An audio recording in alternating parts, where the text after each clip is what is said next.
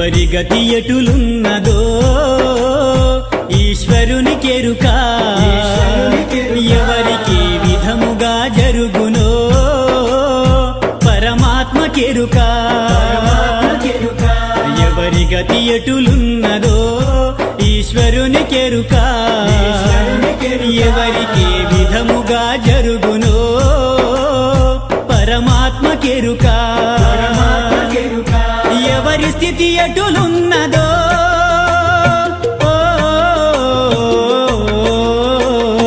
ఎగసి ఎగసి పడుటే కాని అలవి కాదెవరికైనా హరిహర బ్రహ్మాదులైనా అనుభవించక తీరదు